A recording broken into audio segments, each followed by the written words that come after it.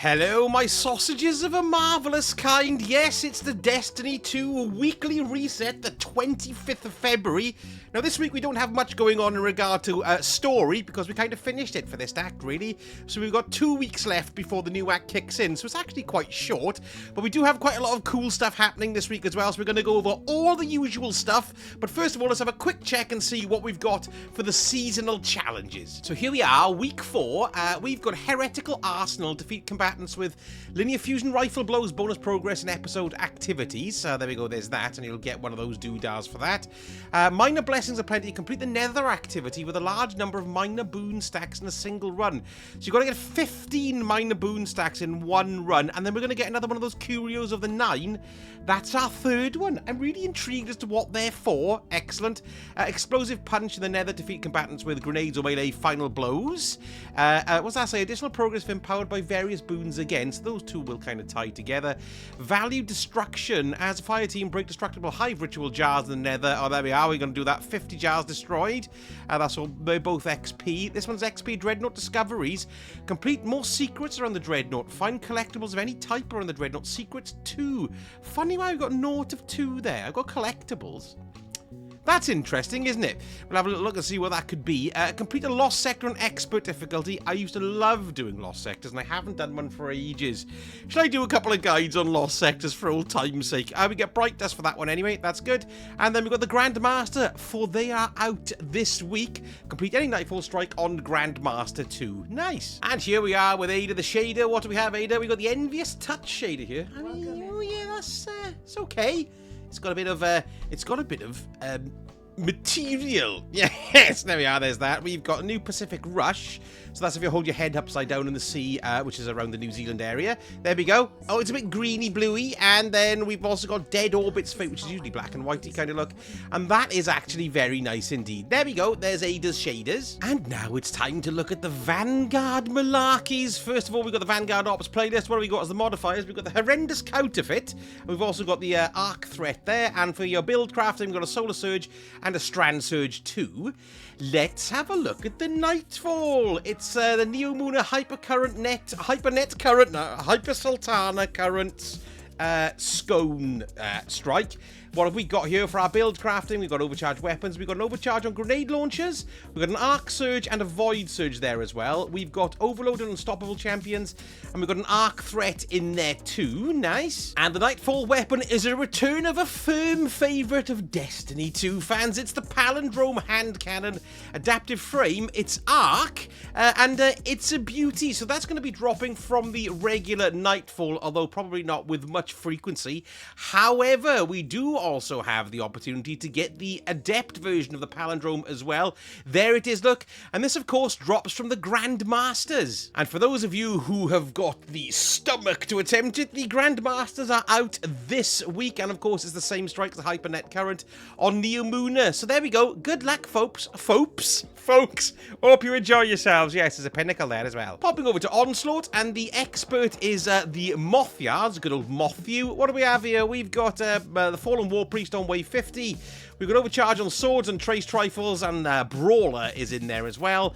And we've got an arc threat, and of course, all the champ neos under the sun. I think we need a few different champion types, don't you? Like ones that are, you know, allergic to lemons, perhaps. That would be a good one, wouldn't it? Crucible is back this week. Well, it didn't go anywhere at all, actually, but we had Iron Banana last week, didn't we? Well, we've got double rewards dropping this week, which is quite nice. And what have we got? We've got Control, we've got Supremacy in the 6v6, Rumbles there as well. We've got Momentum Control there too. Ooh, nice. And we got Countdown as well. Lovely, lovely. And of course, 3v3 competitive as well. Did I say Rumble? Rumble. Now, moving on over to the Leg Ends tab, and the first thing you've probably noticed is that 0 Hour is back. Yes, they fixed the problems with it not being completable, so it's back on the menu, boys. So there we go. There's that there. The exotic mission this week is Star-Crossed. That's for that bow. What's it bloody called? Wishkeeper. That's the one. Yes. Let's have a look at what else we got. So we've got the Pinnacle raids, so with both of them are in here. Look, we've got Crota's End and we've got the Vault of Glass. And Pinnacle Dungeons. Grasp of Avarice is the first Pinnacle Dungeon. Don't forget you can get your Artifice armor from doing that on Master, not Grandmaster. Master, yes. Now, I've been looking around for the second Pinnacle Dungeon, but I can't seem to find it anywhere. So at the moment, it seems we've only got the Grasp of Avarice as a Pinnacle Dungeon. No, I can't find one anywhere. Weird, eh? Let me know in the comments if you can find another one, because at the moment, all I can find is the Grasp of Avarice. And if you do feel like running the Days of Eternity, we've got Fallen, Hive, and then Zydron as the final round. And Overcharge, we've got on Trace Trifles and Swords, and we've got an Arc Surge and a Void Surge there as well, and we've got a Solar Threat there too. Now, we've had a patch update this week, 8.2.0.2.9.6.6.5.4.3.2. And first off, we've got something which is annoying, but never mind, I've done it all now. Fixed an issue where Sigil Stones could drop from defeated combatants much faster than intended. I had a little farm for that on Altars of Sorrow, which is very good. But unfortunately, now it's stopped. But never mind, eh? Should have taken advantage of it while it was there. Never mind, eh? Trials of Osiris, they've reduced how much going flawless affects weekly performances-based matchmaking. For solo players, Lighthouse Passage can no longer be reset from the director if a loss has not been recorded on the passage. Fixed an issue where the seasonal and lifetime flawless passage trackers were incorrect.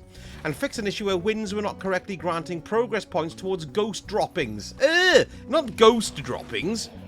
Yes, okay, there we are, so that's cool. And then in competitive, they've increased the effectiveness of the quitter compensation aspect of the contribution scalar. Don't know what that means, but basically it sounds like if somebody quits, it's not as hard on you. And reduce the number of points that the skill modifier can add or remove intriguing. Now, the Sundered Doctrine, the mission complete should now fire shortly after defeating Kevin and receiving loot unless players are actively trying to open the vault door. They've also fixed an issue where the drop rate for Analyti's Augur was not properly scaling with the boosts from the Triumph. And in addition, all players that complete Sundered Doctrine will receive an additional boost to its initial drop rate. Oh, that's interesting. Fixed an issue where opening one of the hidden chests could lock the character out of acquiring focused gear. Fixed an issue where hidden chests could despawn shortly after being opened. And also fixed an issue where pyramid switches could be activated by area of effect damage. There we go. Haven't even run that yet myself. And as I mentioned before, the 0-hour exotic mission is back on the menu. Nice. Exotic armor fixes as well for the Hunter, the Blight Ranger. Cancelling Arc Staff with Blight Ranger now triggers Bolt Charge. The Arbor Wardens for the Titan. The Baronade now picks up the benefits of Storm's Keep, which is the new aspect. And then for Warlocks, we had a few here. Speaker Sight fixed an issue where the Speaker Sight healing turret was healing more than intended in the Nether. Ah, boo. And 2 for the Solipsisms. Spirit of Filaments, they fixed an issue that caused Spirit of Filaments to not reward class ability energy properly, so they fixed that one. And then another version of the solipsism, the Spirit of Necrotic, fixed an issue where Spirit of Necrotic was granting Devour. I never knew about that. And in the weapons, they fixed an issue where Redrix's E-Stock could not roll with random stocks, and fixed an issue where, after unlocking a pattern from Vault of Glass, the Deep Sight mod socket would still appear visible. For the exotic weapons, the Lodestar, they reduced the damage fall-off range when firing from the hip. And they fixed an unintended aim assist disparity, okay? Finality's Augur, for those of you who have got it, of course, fixed an issue where the turret could linger after swapping to another heavy weapon. And the Barrow Dyad, they fixed an issue causing the particles to not render correctly when impacting the Phalanx's shields. Nice. Quick squiz at the ability tuning for Warlocks. They fixed an issue where the Ionic Sentry turret damage kills did not count as ability damage. And secondly, fixed an issue causing Bolt Charge to discharge when healing an ally with a Rift. For Hunters, fixed an issue causing roaming supers to end early when using Ascension. And there's been a few tweaks to the artifact as well. So they updated the flashover to no longer provide increased bolt charge, lightning bolt damage versus players in PvP. There was an issue where the boost from the volatile marksman was provided class ability energy on any instance of splash damage. God, this is very dry, isn't it? To compensate for the reduction, they've increased class ability energy on volatile detonation to 9%. Sorry, is it finished? Fixed an issue where the particle reconstruction was stacking with other debuffs. Fixed an issue where particle reconstruction couldn't be applied by certain fusion rifles. I'm sure I saw that before, you know. And then finally, fixed an issue with Facet of Hope that was contributing to players receiving bird errors. Fixed an issue causing the Eris vendor on the moon to T-pose. What? Fixed an issue with shield regen audio looping continuously in the Nether. Yes, that's quite irritating, that was. Fixed an issue where the Wish Ending bundle with the Rat King bundle could appear owned even if they didn't purchase it, and also an issue affecting some weapon ornament bundles as well. There you go. There's a summary of your patch. God, I hate patch notes. They're really boring. Let's go and have a little look at the shop. and see what we've got this week. Anything interesting? First of all, let's start with the Empirical Imperative, which is a shader, which I think is actually quite nice. Yes, it's quite nice, isn't it? Not bad. And then we've got the Cursed Azure shader here, which is very, well, I just don't like it, right? Okay, let's have a look at the Confetti entrance. Hurrah! Confetti. We've got a Dramatic Feint. Come on, then. Do it. I should have laid down on the floor. That would have been funnier. There we are. That's quite cool. I don't have that one. High Energy Dance. Let's have a look at that one. Is that the wiggling of the... It's reasonably high energy. Oh, yes, there we go. Oh, there we are. There we are. A lot of energy in... I quite like that one. That's quite good. Yeah, we like that one. Let's go down to the rest of it. What do we have here? Fire Team Picnic. Oh, picnic basket. Oh, we've got baguettes.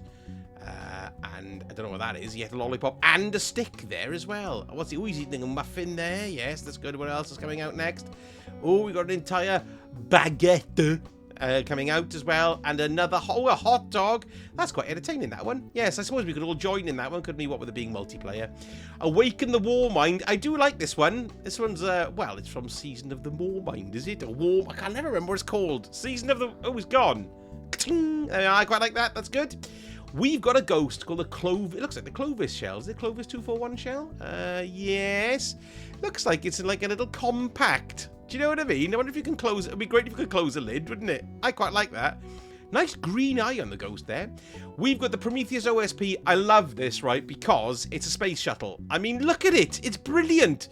I would really heartily recommend you pick that up because just of how cool it looks. That's excellent. There we are. And I love the big square engines on the back. Lovely space shuttle. What's this?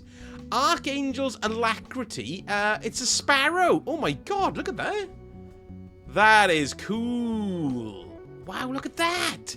That's sharp and cool. And I really like it. That's good. How much is that?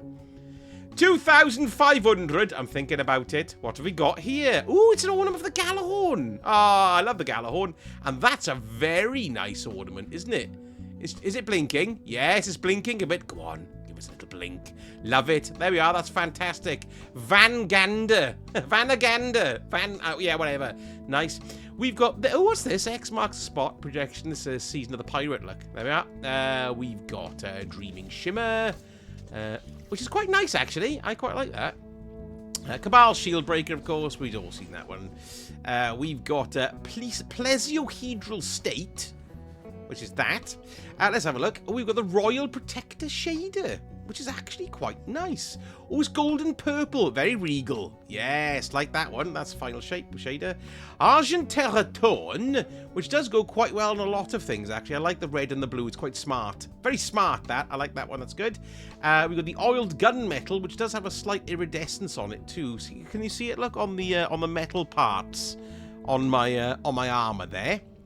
Quite like that. And then we've got Royal Welcome as well, which is quite a nice dark one. And that's slightly iridescent on the material looking stuff as well. Good, good. Lovely. I've just decided I'm going to buy it. There we go. Buy it, buy it, buy it, buy it. Lovely. Archangel Alacrity. Nice. Should I buy that as well? Oh, I don't know. No, I'm not. So there we go, folks. That's mainly it for this week. Although I must admit, I'm quite looking forward to trials this week as well. I went to the Lighthouse for the first time a couple of weeks ago, which is absolutely great. Look, I got 16 engrams. It's never been so busy here.